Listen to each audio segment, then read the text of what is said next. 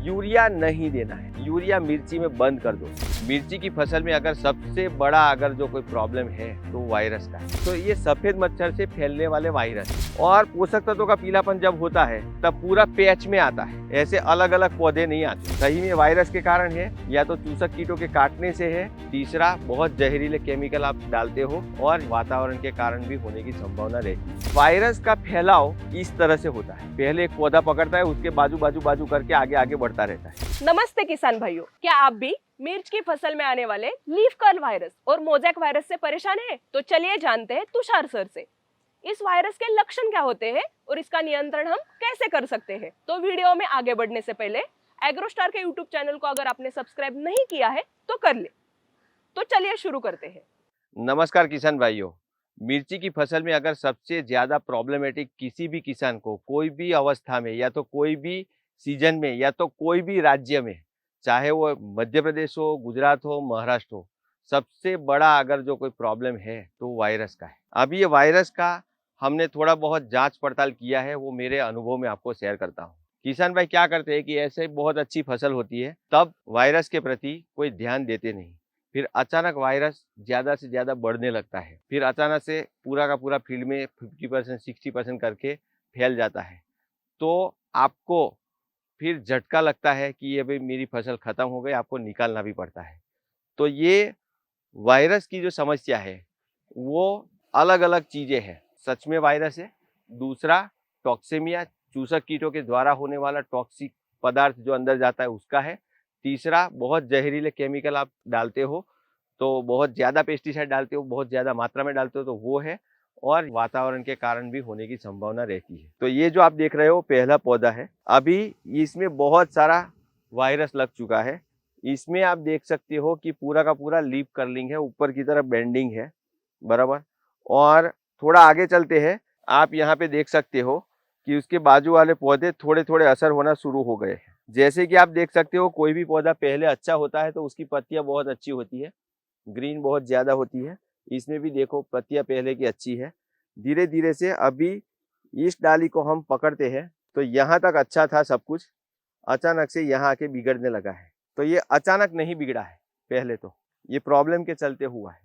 अभी क्या प्रॉब्लम हुआ है हम आगे जाके मैं समझाता हूँ, लेकिन ये लाइन धीरे धीरे पकड़ना शुरू हो गया, आगे से थोड़ा अच्छा है। तो यहाँ पे कहीं ना कहीं आप ये फसल को बचा सकते हो, शुरुआत है। तो आगे और सिम्टम्स अलग तरह के लक्षण दिखाता हूँ मैं। ये अलग तरह के लक्षण ये आए हैं यहाँ पे। यहाँ पे आप देख सकते हो कि वो पौधे जैसा ही लक्षण है, लेकिन वहाँ पे पीलापन नहीं है, यहाँ पे पीलापन भी है, इसकी नसें भी दिख रही है। वो था फूलों के गुलदस्ते जैसा था, एकदम हरा भरा था, लेकिन ऊपर की तरह पान एकदम पत्ते जो है गोल मुड़ के ऊपर की तरह हो गए थे। दिखने में सुंदर भी दिखता है लेकिन किसान के लिए बहुत नुकसानकारक है। लेकिन यहाँ पे देखो ये सुंदर नहीं दिखता, बहुत ही कर्लिंग है, बहुत ही कर्लिंग, और साथ में पीलापन भी है, बराबर। और उसकी नसें आपको दिख रही है। तो ये दूसरे तरह का लक्षण है। अभी थोड़ा आगे बढ़ते हैं। यहाँ पे अभी फैला नहीं है वो रोग, धीरे धीरे आगे बढ़ रहा है, लेकिन जैसे यहाँ पे देखते हो ये वाला पौधा उससे भी थोड़ा ज्यादा असर हो चुका है। ध्यान से देख सकते हो एकदम छोटे छोटे पत्ते हो गए हैं, और जैसे नाखून हो या बहला हो वैसे आगे से बढ़ गया है। तो ये तीसरा लक्षण है, पीलापन ज्यादा है इसमें, बराबर। वहां पे भी एक पौधा है, ये लाइन पूरी से पकड़ी नहीं है, पहले अच्छी थी, ये बीच में से पकड़ा है। तो ये भी दो पौधे में अभी आगे वायरस आएगा, और तीसरे चौथे पौधे में आ चुका है, पांचवें पौधे में आ चुका है, उसके बाजू में नहीं है, उसके आगे की लाइन में दो पौधे हो चुके हैं। तो ये वायरस का फैलाव इस तरह से होता है, पहले एक पौधा पकड़ता है, उसके बाजू करके आगे आगे बढ़ता रहता है। अभी तीन तरह के अलग अलग लक्षण मैंने बताए, वो तीनों तीन एक्चुअली में वायरस है। पहला पौधा है वो लीफ कर्ल वायरस है, ये दूसरा है लीफ कर्ल प्लस मोजेइक है। तो दो अलग अलग तरह के वायरस है। यहाँ पे आपको ध्यान रखना है, समर की सीजन है, गर्मियां बढ़ती है, गर्मियां जब बढ़ती है तो सफेद मच्छर का उपद्रव ज्यादा होता है, बराबर। तो ये सफेद मच्छर से फैलने वाले वायरस है। कोई माहू से फैलने वाला वायरस आता है, कोई थ्रिप्स से फैलने वाला वायरस आता है। तो ये वायरस का उपद्रव है। और कभी कभी किसान क्या करते हैं कि पोषक तत्वों की कमी आती है, कि पोषक तत्वों से के कारण भी ऊपर का पीला हो जाता है, लेकिन उसमें कर्लिंग नहीं आता, बराबर। जैसे चूड़ा मूड़ा हो गया वैसा नहीं होता, पत्ते सीधे पीले होते हैं। या तो सल्फर की कमी हो, या तो आयरन की कमी हो, या तो जिंक की कमी हो तो पत्ते थोड़े पीले होते हैं, अगर आयरन हो तो ज़्यादा पीले होते हैं। तो ये पीलापन मैंने बताया, एक वायरस का पीलापन, दूसरा पोषक तत्वों का पीलापन। और पोषक तत्वों का पीलापन जब होता है तब पूरा पैच में आता है, ऐसे अलग अलग पौधे नहीं आते। ये एक पौधा है, बाजू वाला पौधा नहीं है, बाजू वाला पौधे में धीरे धीरे फैलेगा। चूसक कीट यहाँ से काट के दूसरी जगह पे जाएगा तो वहां फैलेगा, तीसरी लाइन पे गया तो तीसरी लाइन में जाएगा। तो ये बहुत ही बड़ा प्रॉब्लम है वायरस का, जो चूसक कीटों से फैलता है, सफेद मच्छर, माहू मोइला या तो थ्रिप्स से। तीसरा प्रॉब्लम क्या है कि जब आप बहुत सारे उपद्रव होते हैं, मतलब किसान क्या करता है, एक माहू मोइला के लिए, एक सफेद मच्छर के लिए, एक थ्रिप्स के लिए और इल्ली के लिए, मतलब 2 से 3 दवाई कीटनाशी प्रयोग करते हैं। फिर 1-2 दवाई बुरशीनाशक यानी फफूंदीनाशक उपयोग करते हैं, 1-2 ग्रोथ हार्मोन उपयोग करते हैं, एक माइक्रोन्यूट्रिएंट उपयोग करते हैं, फिर स्टिकर उपयोग करते हैं। तो एक टैंक में 6 से 7 दवाई जाती है। अब 6 से 7 दवाई जाने से क्या होता है, ये पत्तों की ताकत नहीं है वो झेलने की, तो वो रसायन इसमें जाता है और रसायन जाने के बाद इसकी जो फिजियोलॉजिकल प्रोसेस है उसमें डिस्टर्बेंस आता है, तो भी ये थोड़ा सा हिल जाता है, उसमें असर दिखना शुरू हो जाती है। मरता नहीं है लेकिन बीमार तो जरूर होता है।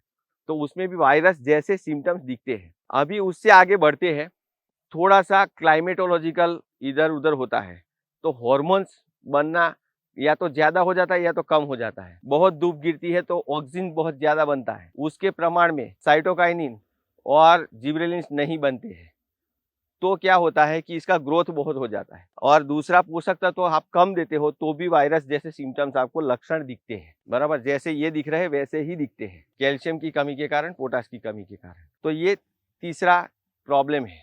तो ये अलग अलग प्रॉब्लम मैंने बताया कि वायरस कैसे आता है, कैसे दिखता है। कभी कभी हम भी कंफ्यूज हो जाते हैं, सही में वायरस के कारण है या तो चूसक कीटों के काटने से है या तो क्लाइमेट जैसे मैंने बताया हार्मोनल इम्बैलेंस से है या तो पोषक तत्वों की कमी के कारण है।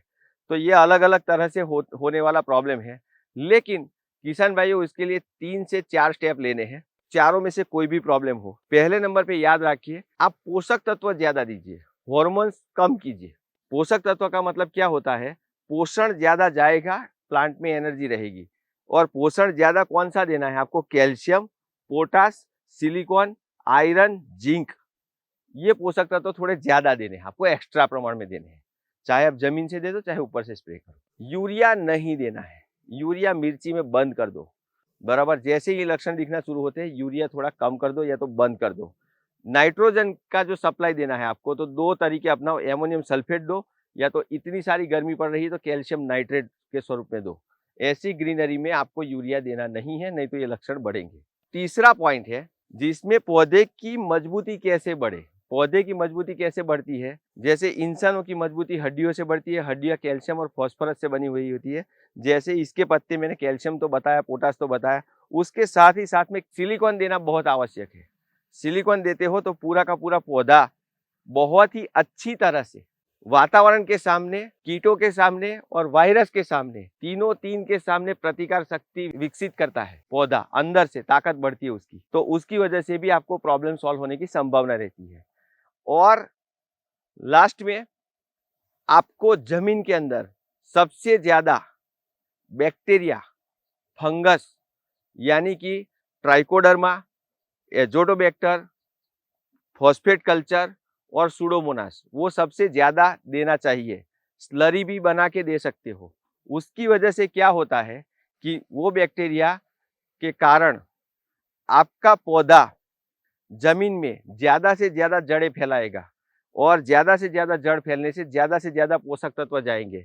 और सूडोमोनास और ट्राइकोडर्मा ऐसे रोग के सामने भी जमीन की फंगस और रोग को तो कंट्रोल करता ही करता है, लेकिन पौधे को भी पीजीपीआर जिसको बोलते हैं, प्लांट ग्रोथ प्रमोटिंग राइजोबैक्टीरिया, उसका काम करते हैं, तो पौधा सुरक्षित होता है दूसरी वातावरण या वायरस या चूसक कीट या डेफिशिएंसी से बहुत ही रक्षित हो जाता है। तो ये करिए। तो एक जैविक तरीका है, एक मजबूती बनेगा सिलिकॉन का तरीका है, एक मजबूती कैल्शियम पोटास जैसे पोषक तत्वों का है। तो ऐसा प्रबंधन करते हो आप, तो आपको बहुत ही फायदा होने की संभावना है। इसके साथ ही साथ में एग्रोस्टार ने 2-3 प्रोडक्ट रखी है, जैसे कि संचार है, संचार का उपयोग पहले से ज़्यादा कीजिए। बाद में आपको जैसे लगता है तो आपको पावर जेल दो। पावर जेल से क्या होता है, जड़ें बहुत मजबूत होती है और पौधा भी बहुत मजबूत होता है। एग्रोस्टार का सिलिकॉन है, उसमें बहुत ज़्यादा मात्रा में सिलिकॉन है, तो वो आप ज़मीन में ले सकते हो, ऊपर से आप स्प्रे कर सकते हो 1 से 1.5 ml।